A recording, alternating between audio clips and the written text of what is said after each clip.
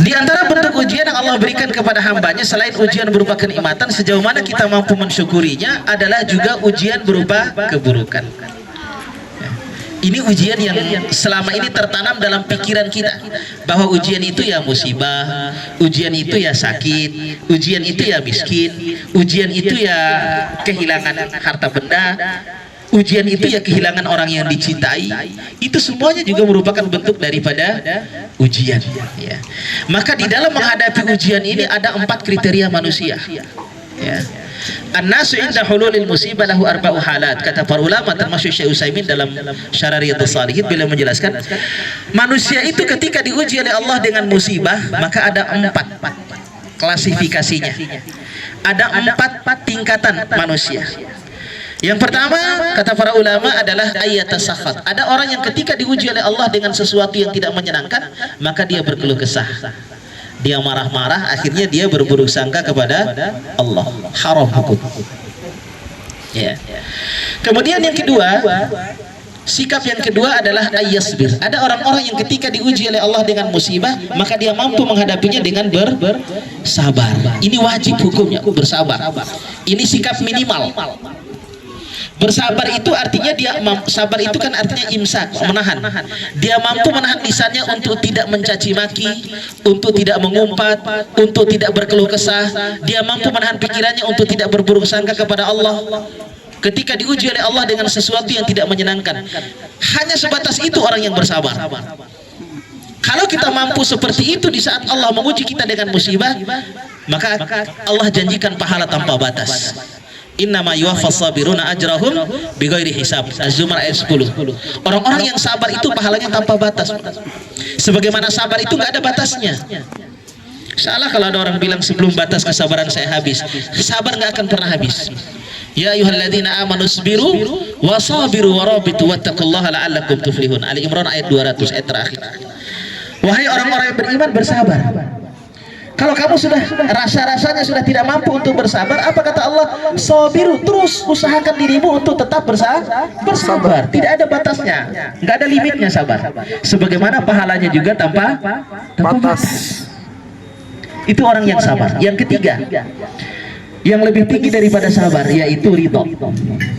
Ridho itu artinya ikhlas. Dia menerima apapun yang menjadi ketetapan Allah meskipun tidak dia sukai dengan ridho. Ikhlas, hanya mengharapkan pahala dari Allah. Orang yang ikhlas, orang yang ridho itu lebih hebat daripada orang yang hanya sekedar bisa bersabar. Kalau orang yang sabar itu hanya sekedar dia mampu menahan dirinya untuk tidak mencaci maki, untuk tidak mengeluh, untuk tidak mengumpat, untuk tidak meratap, itu sabar. Meskipun dalam hatinya dia masih merasa berat dengan musibah yang sedang dia hadapi, berat menerimanya, tapi dia mampu menahan dirinya untuk tidak berburuk sangka kepada Allah, maka itu sabar. Dan dia berharap agar musibah itu tidak terjadi pada kehidupan. Tapi orang yang ridho nggak masalah, mau ada musibah nggak ada musibah tidak ada masalah. Dia tidak merasa berat di dalam hatinya, karena dia tahu apa yang kita miliki ini adalah sejatinya milik Allah, yang Allah titipkan kepada kita. Karena Allah yang memiliki, maka pemiliknya berhak mengambil kembali apa yang dimilikinya kapanpun Allah mau. Maka ketika Allah mengambil kembali apa yang dimilikinya, kenapa kita harus sedih? Bukan milik kita kok, Allah yang punya.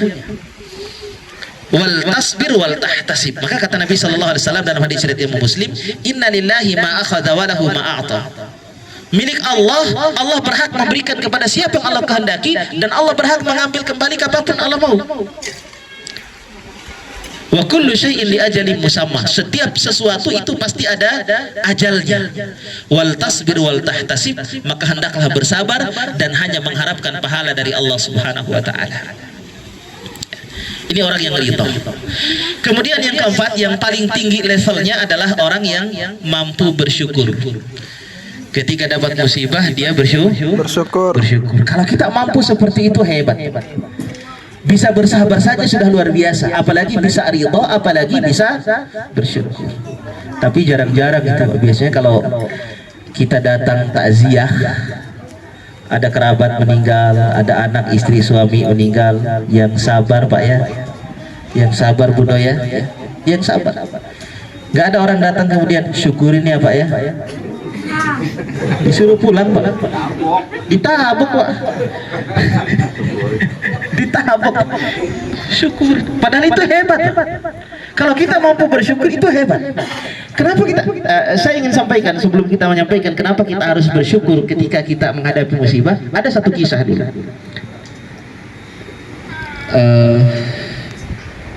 9 menit lagi insya Allah. Nanti kalau sudah lewat mohon interupsi Pak. Taib. Ada satu kisah dulu seorang ulama yang terkenal dengan kezuhudannya, namanya Mutarrif bin Abdullah. Mutarrif itu ulama yang zuhud, bersahaja, sederhana.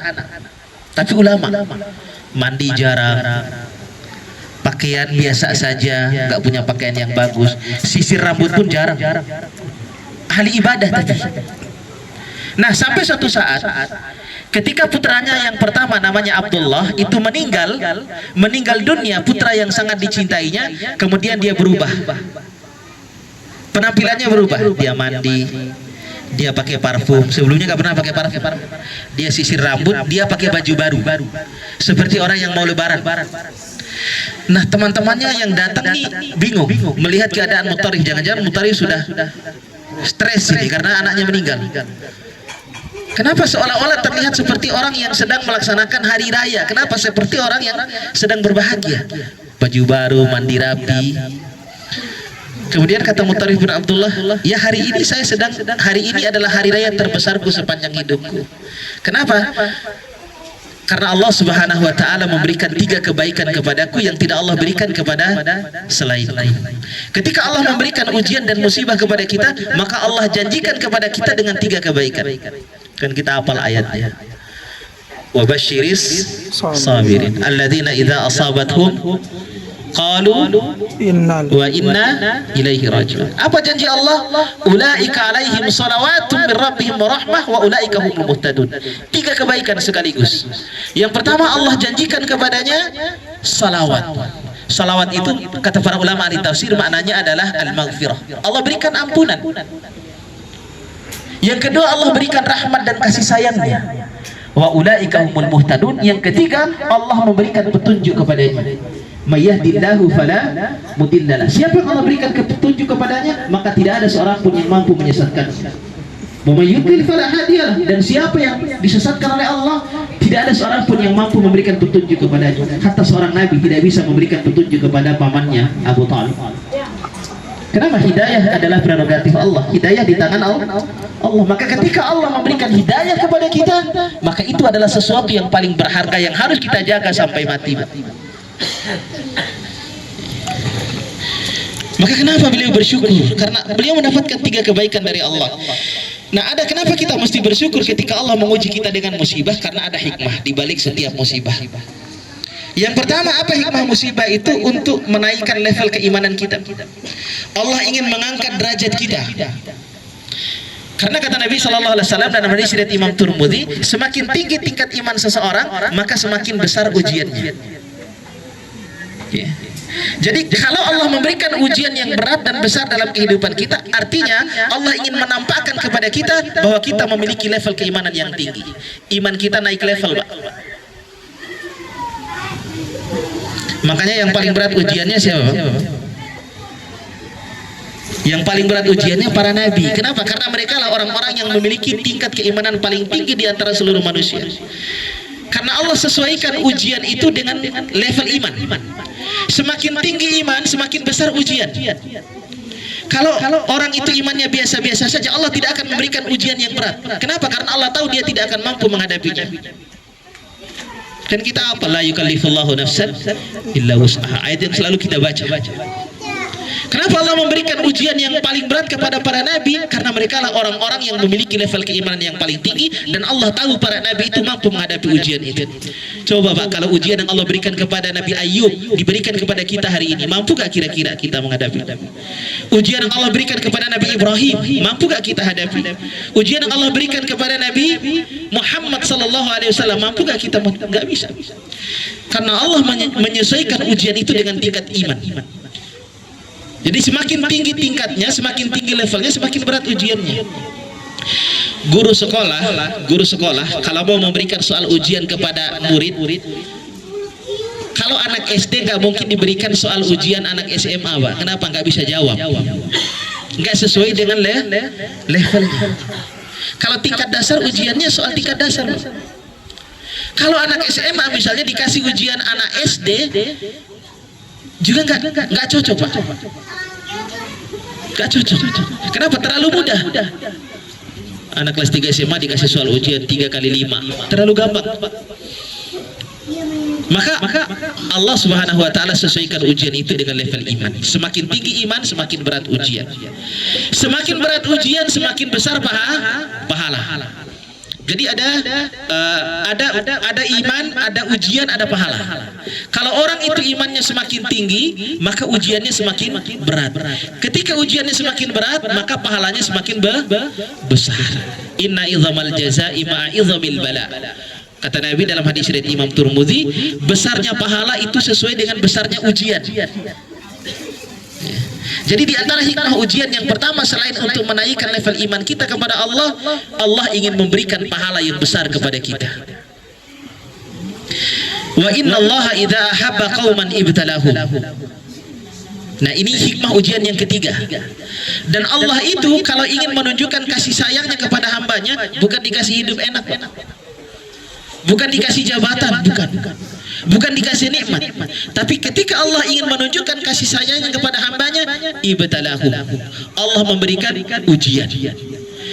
Jadi hikmah yang ketiga di balik ujian itu, bahwa ujian itu adalah tanda kasih sayang Allah. Maka salah kalau kita berpikir ketika Allah menguji kita silih berganti, datang ujian dalam kehidupan kita, belum selesai ujian yang satu datang ujian yang lain, jangan-jangan Allah tidak sayang kepada kita. Ini paradigma yang keliru. Justru begitulah cara Allah ingin menunjukkan kasih sayangnya kepada hambanya. Allah berikan ujian. Faman radiya falahu ridha wa man sakhita falahu sukhut. Kata Nabi, siapa yang ridha ketika menghadapi ujian itu, Allah ridha kepadanya. Siapa yang ketika diuji marah-marah, murka, maka Allah pun marah dan murka kepadanya. Ini hikmah ujian yang ketiga. Yang keempat, apa hikmah ujian musibah? Musibah itu dapat menggugurkan dosa.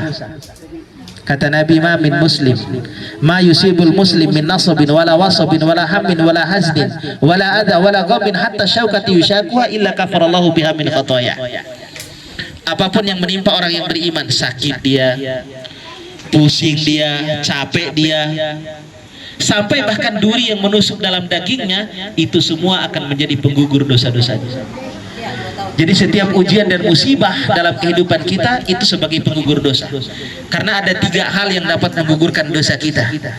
Sebagaimana disebutkan oleh Al-Imam Ibnu Qayyim Al-Jauziyah rahimahullahu taala dalam kitabnya Al-Fawaid, beliau mengatakan Allah menyiapkan 3 berdasarkan hadis dari Nabi Shallallahu Alaihi Wasallam, berdasarkan ayat-ayat Al-Quranul Karim, maka disimpulkan bahwa ada 3 yang dapat menghapuskan dosa. Yang pertama adalah taubat dan istighfar. Kemudian yang kedua adalah amal soleh. Innal hasanati yudhibnas sayyi'at. Karena setiap amal soleh dapat menghapuskan dosa. Yang ketiga adalah musibah. Karena setiap musibah itu akan menggugurkan dosa-dosa kita. Sebagaimana pepohonan menggugurkan daun-daun. Habis dosa kita. Jadi untuk menggugurkan dosa-dosa kita. Kemudian yang terakhir, kenapa Allah memberikan ujian kepada kita? Agar kita hanya kembali kepada Allah. Wa ilaina turja'un. Kan dalam kalimat istirja kita sering mengucapkan wa inna ilaihi raji'un. Artinya kita ini dari Allah dan kita akan kembali kepada Sang Pemilik. Kita akan kembali kepada Allah Subhanahu wa taala pada saatnya nanti. Mungkin beberapa waktu yang lalu ananda kita Tia yang kembali kepada Allah. Mungkin besok lusa tidak ada yang tahu siapa di antara kita yang kembali kepada Allah Subhanahu wa taala, kembali kepada Sang Pencipta. Maka kita berharap di saat kita kembali kepada Allah Subhanahu wa taala, kita kembali dalam keadaan radiyatan mardiyah, fadkhuli fi ibadi wadkhuli jannati. Hadanallahu wa iyyakum ajma'in. Subhanakallahumma bihamdika asyhadu an la ilaha illa anta astaghfiruka wa atubu ilaik. Pas 20:45. Terima kasih banyak. Mohon maaf atas segala salah dan khilaf. Wabillahi taufiq hidayah. Assalamualaikum warahmatullahi wabarakatuh. Waalaikumsalam warahmatullahi wabarakatuh.